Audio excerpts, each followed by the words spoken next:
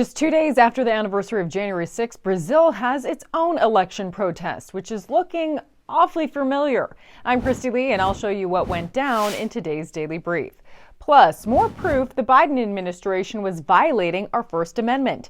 And it's a sight some thought they might never see. Biden at the border. Details of his visit. And hear how political ideology is destroying college athletics.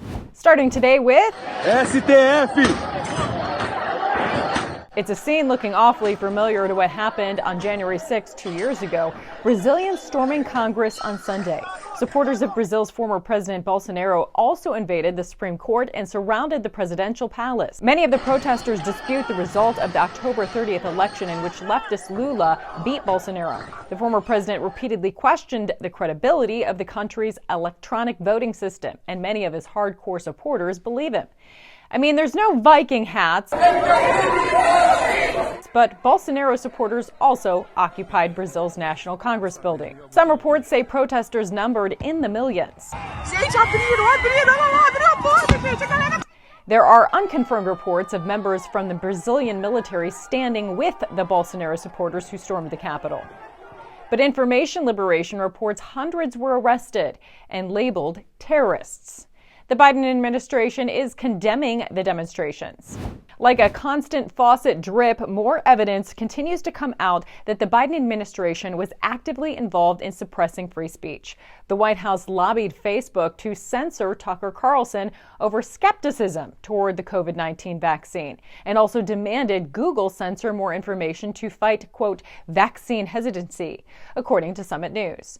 Louisiana Attorney General Jeff Landry released emails he obtained showing the Biden administration demanding more be done to shut down conservative voices like Tucker Carlson.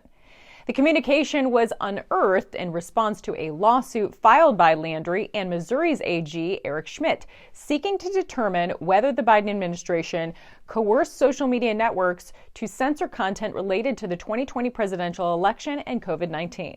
The files once again prove that big tech censorship was carried out at the behest of the government, meaning it was a direct violation of the First Amendment. Jim Jordan is to chair a Weaponization of Government Select Committee to investigate this further, according to the Post-Millennial. If government personnel and agencies do not comply, subpoenas are likely to be issued. The politicization of the FBI and targeting parents protesting at school boards are also expected to be investigated. Biden finally visits the border after his press secretary erroneously claimed he already had. He chose an ironic photo to highlight his visit, walking along the border wall after he and his party shut down this project priority of President Donald Trump. Breitbart also notes the irony in Biden using Border Patrol agents as props after refusing to apologize for claiming in 2021 that agents were using whips to beat Haitian migrants. They were later exonerated. Biden landed in El Paso, Texas, amid the record-breaking number of illegal immigrants crossing during his presidency. After ignoring or denying the border problem, Biden is now promising more resources, according to Daily Caller.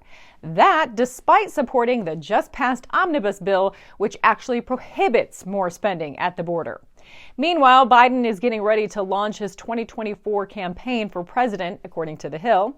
It says he's planning to make his intentions public in the coming weeks, likely in February, around the State of the Union. Political ideology is causing a stir in college athletics. An ex-soccer star receives a $100,000 settlement from Virginia Tech for refusing coach's political activism.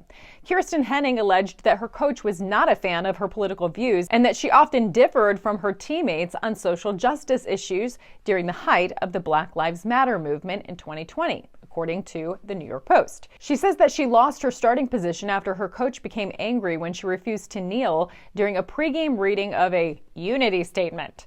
Henning's lawsuit claimed that although she supports social justice and believes that Black Lives Matter, she does not support the BLM organization, citing its tactics and core tenets of its mission statement, including defunding the police, according to Fox News.